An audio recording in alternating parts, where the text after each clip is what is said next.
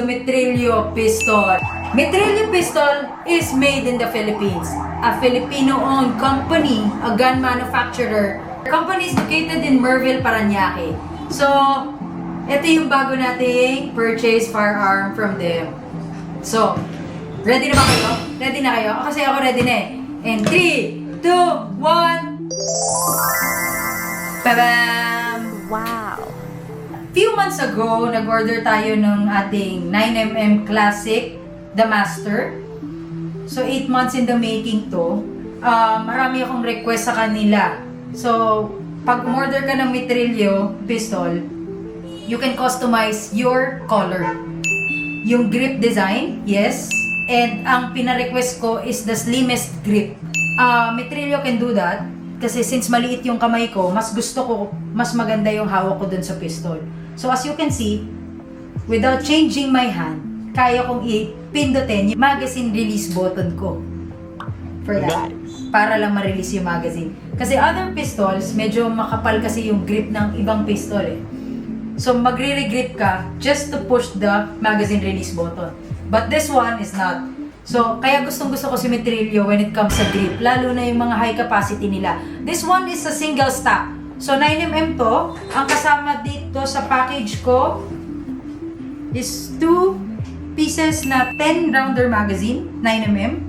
And meron din sila nung pag-adjust ng rear sight. Si Metrillo, they're making pistols from scratch.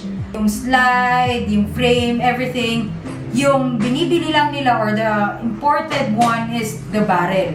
Pero itong adjustable rear sight is definitely made by Metrillo. Front, everything here, from scratch ginagawa nila to by using CNC machine, if I'm not mistaken. So, what I love about this gun is a jumbo tungsten barrel. So you can see, ang laki ng barrel ko, di ba?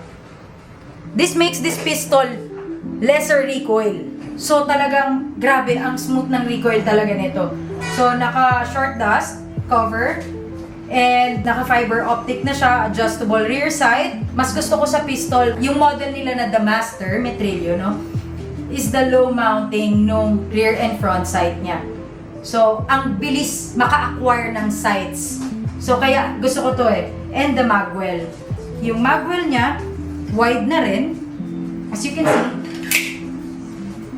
madaling ipasok yung magazine. And Nice. also, what I like about this, napaka-smooth. Oh.